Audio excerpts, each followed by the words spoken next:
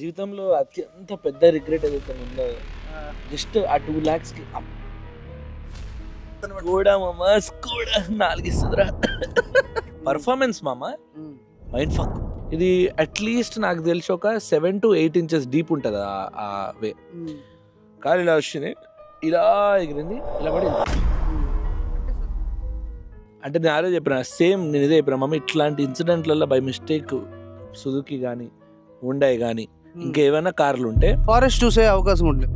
అసలు తెలియని కూడా తెలియదు 730 kilometers. As a Skoda owner, how do you feel? To be very honest, ఎక్స్ట్రీమ్లీ ప్రౌడ్.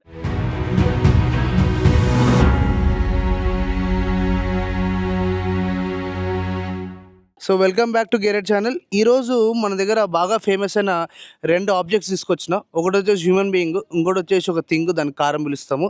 ఇక్కడ మన పక్కన ఉన్నది స్కోడా కుషాక్ అండ్ దాని పక్కన ఉన్నది దాని యొక్క ఓనర్ నిఖిల్ అమిగో అని. ప్రస్తుతం ఆ బాబు ఈ కార్ని 40,000 kilometers నడిపిండు. ఓనర్షిప్ సరే 56,000 నడిపిండంట. ఓనర్షిప్ రివ్యూ తీసుకురావడానికి అండ్ ఈ కార్ చుట్టుపక్కల ఉన్న గీతలు అండ్ దాని మీద ఉన్న డెంట్లీ యొక్క మొత్తం చరిత్రని బయటకు తీయడానికి ప్రస్తుతం అయితే మనము మీ అందరికి ముందు ఈ వీడియోని అయితే తీసుకొస్తున్నాను. చూసి ఎంజాయ్ చేసుకొని అవేర్నెస్ కూడా తెచ్చుకుంటారని కూడా చిన్న బిలీఫ్ అయితే ఉంది. ప్రస్తుతం అయితే మనం స్టార్ట్ చేసేద్దాం ఒక చిన్న ఇంట్రొడక్షన్ తో. Hi Nikhil, welcome to Gearet channel. Nikhil hello hello, ఒరుగురా, రిలాక్స్ గా. ఓకే, అందరు చూస్తున్నారు, నీట్ గా పడాలని ఫేస్ వాష్ చేసుకుని వస్తే. సరే, కార్ ఎప్పుడు కొన్నావు కొంచెం చెప్పు అందరికి. ఆల్మోస్ట్ నాకు తెలిసి 2 years 3 months అవుతుంది. ఓకే, ఎన్ని కిలోమీటర్స్ తిరిగినావు? 56,000. ఎన్నిసార్లు ఇన్సూరెన్స్ అప్లై చేసినావు? ఒకసారి థ్యాంక్స్ టు యూ మామ. నేను కాదు, నేను పక్కన కూర్చుని ఉండే.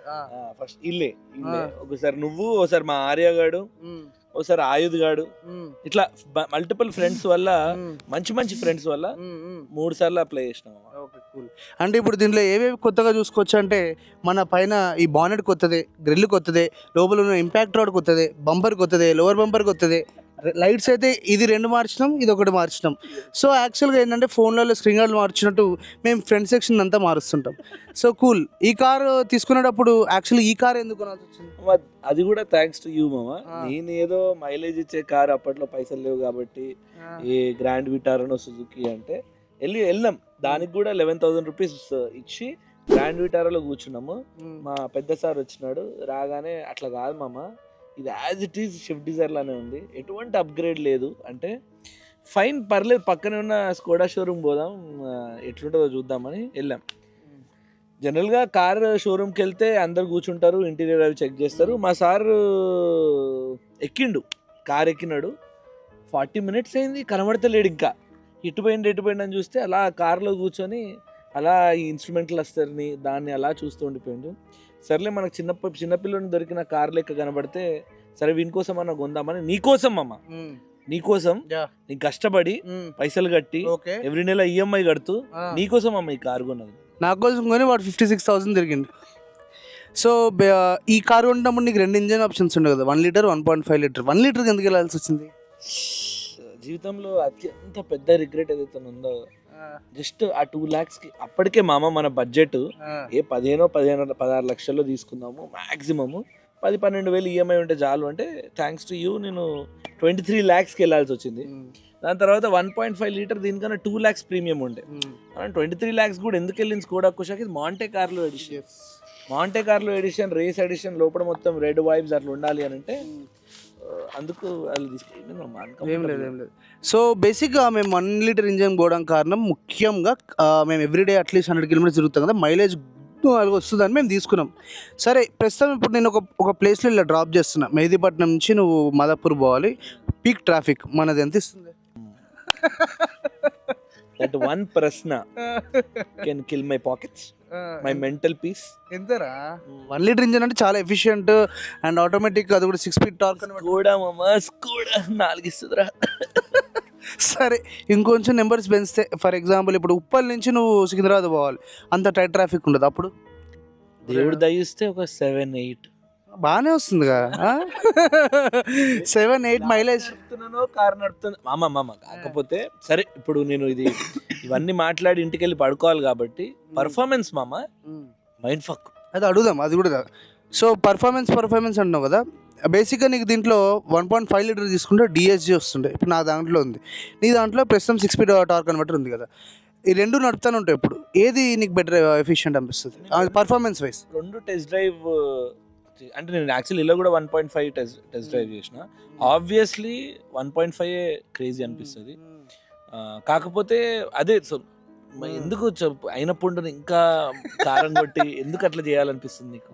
సో ఆ మెయింటెనెన్స్ వైజ్ నీకు నార్మల్గా ఇప్పుడు నువ్వు సర్వీసింగ్ ఇస్తూ ఉంటావు కదా, ఎంత పడుతుంది నీకు ఒకవేళ పీరియాడిక్ సర్వీస్ చేపిస్తే? హానెస్ట్గా చెప్పాలంటే మామ, స్కోడా ఈ ఫోక్స్ వ్యాగన్ అనగానే అందరూ సర్వీస్ అని సాగు కొడతారు. అంటే ఇట్లా సర్వీస్ చాలా అయిపోతుంది, మనం మెయింటైన్ చేయగలుగుతామా అని ఒక రాంగ్ మైండ్ సెట్లో ఉంటారు.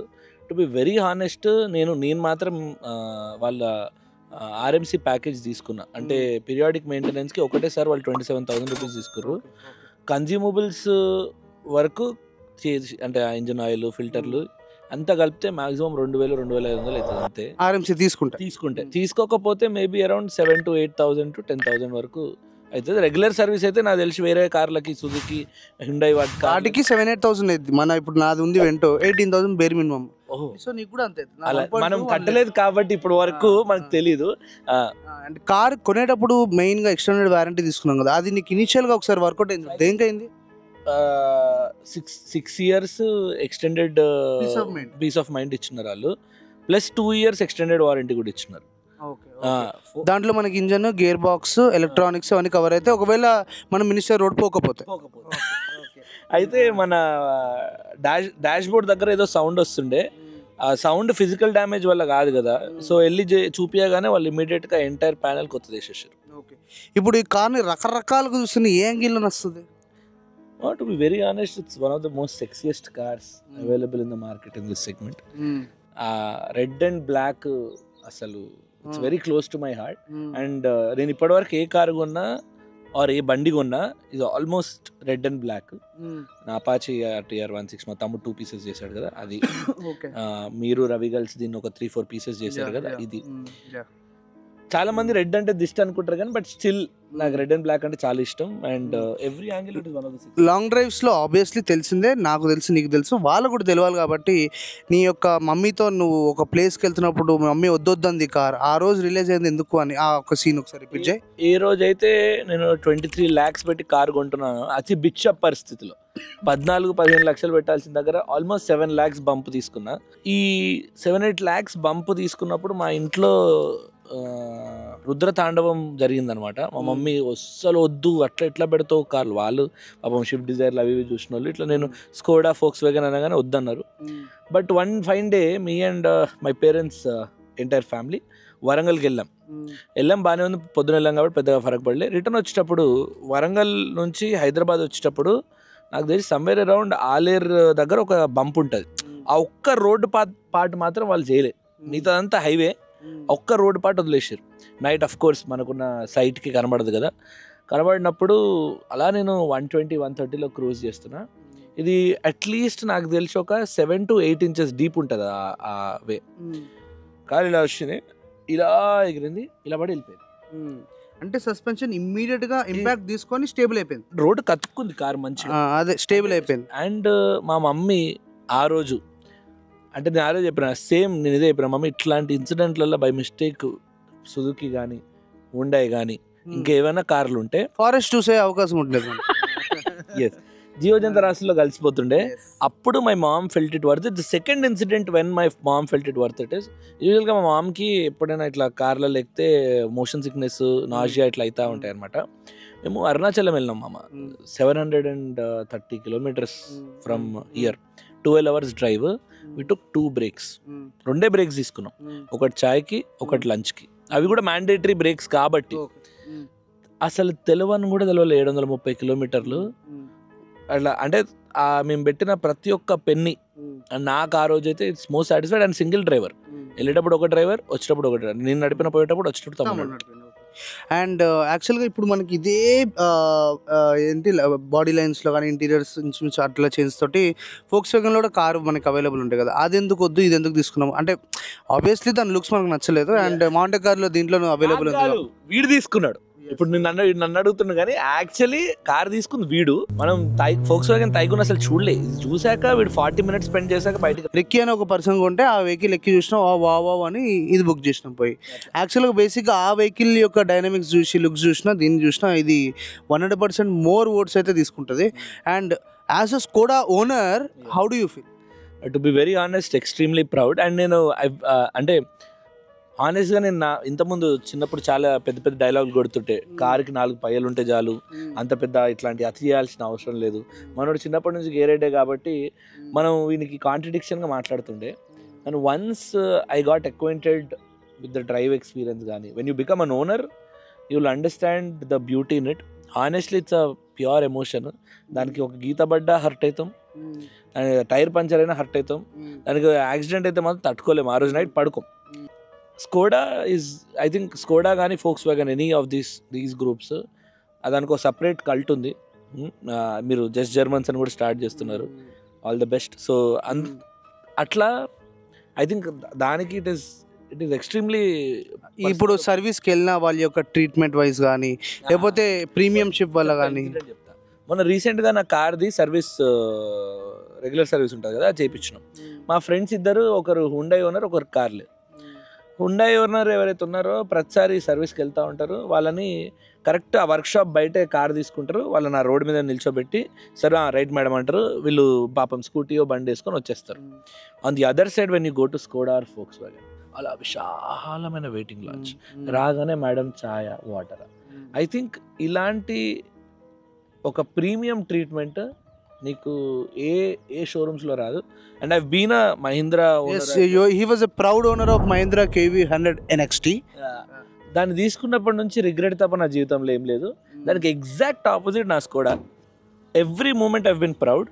అండ్ ప్రతి ఒక్క ఇన్సిడెంట్ మనకి వెళ్ళినప్పుడల్లా ఫ్రీ గిఫ్ట్స్ ఇస్తారు. అంటే మనకి కార్ కేర్ కిట్ ఉంటుంది స్కోడా వాళ్ళది, అవుట్డేటెడ్ కానీ కొత్తది కానీ ఏదో ఒకటి అట్లా లేపేయచ్చు.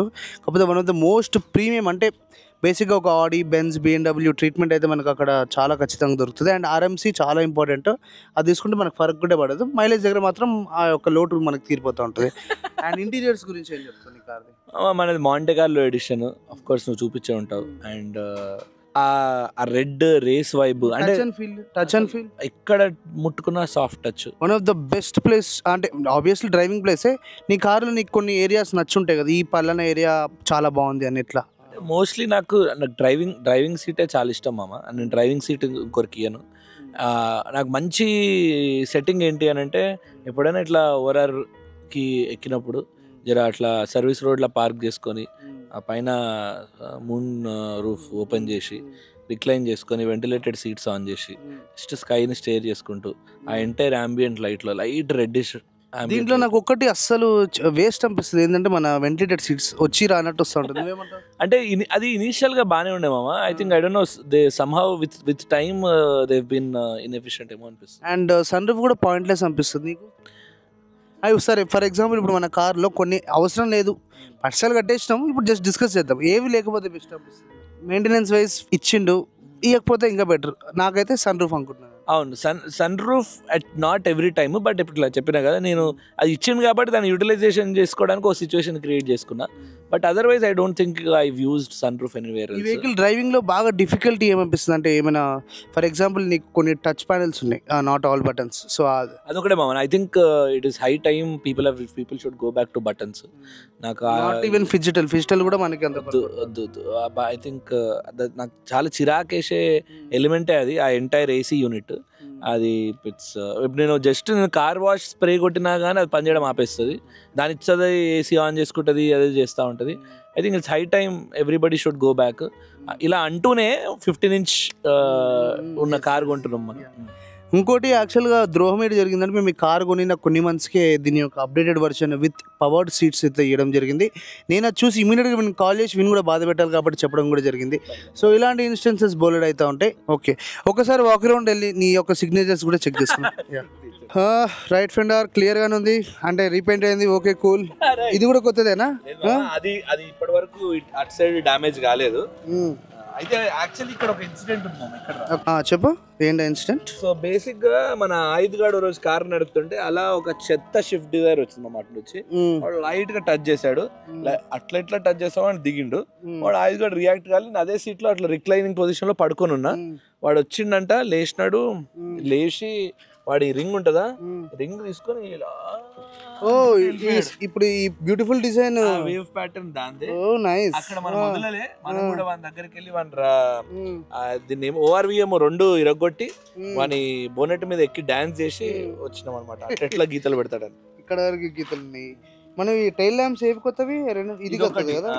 ఇది కూడా మళ్ళీ థ్యాంక్స్ టు ఆయుధ్. ఆ రోజు మన టాటా వాళ్ళు వచ్చినప్పుడు సడన్ గా ఆఫీసర్ కూడా వచ్చి పెట్టి పడేసిండు. ఇది కొత్తది వేయించినాము. అండ్ మనం కొన్న కొత్తలో మనం దీనికి కదా రిపేర్ చేయించింది. Back bumper repair. Back bumper అంటే యాక్చువల్లీ దీనికి ఏం కాలేదు. మనం సర్వీస్ ఇచ్చినాక దొంగన కొడుకులు ఏదో చేసి ఉన్నారు అక్కడ, అందుకు ఇదేంటిది నీకు స్పెషల్ పర్మిషన్ ఉందా? ఇది నీ ఇష్టమా? అంటే మామ ఎవరిని చూసి ఇన్స్పైర్ అయినా? నిన్నేరా. ఇది నువ్వు తెచ్చిన ఎలిమెంటే. నేనేదో దీని వల్ల నేను ఇప్పటికి ఆల్మోస్ట్ 4,000 రూపాయలు ఫైన్ కట్టిన. Only because thanks to mister mayor Garrett. మామ అట్లా ఉండకూడదురా, నెంబర్ ప్లేట్ నార్మల్ గా ఇట్లా ఉండాలని తెప్పించిన స్పెషల్ ఆర్డర్ మీద. Okay cool. And it side ఏమైనా ఉన్నాయా? యాక్చువల్గా చాలా పెయింటింగ్స్ ఉండాలి అండ్ హ్యాండ్ క్రాఫ్టెడ్ కూడా ఉంటాయి. అవన్నీ తీయడం జరిగింది. రీసెంట్ గా మేక్ ఓవర్ అయింది వెహికల్ కి. ఇదైతే యాక్చువల్లీ ఇది థర్డ్ ప్యానల్. ఇది కాదు మనం మార్చింది, ఇది మార్చలే. ఇది మారుస్తే ఇది సింగిల్ పీస్ రాదంతా. అవును మామా, ఇది మారలేనికి సింగిల్ పీసే. ఇది ఫస్ట్ ప్యానల్ అయింది. ఇదంతా ఎగిరిపోయింది కదా. ఇదంతా అయినప్పుడు ఇక్కడ బెండ్ వచ్చింది. ఈ బెండ్ వల్ల ఇది చేంజ్ చేసారు. వెల్డింగ్ చేసి మళ్ళీ చేస్తారని ఇది చేసినారు. సెకండ్ ప్యానల్ కి డెంటింగ్ పెయింటింగ్ చేసినారు.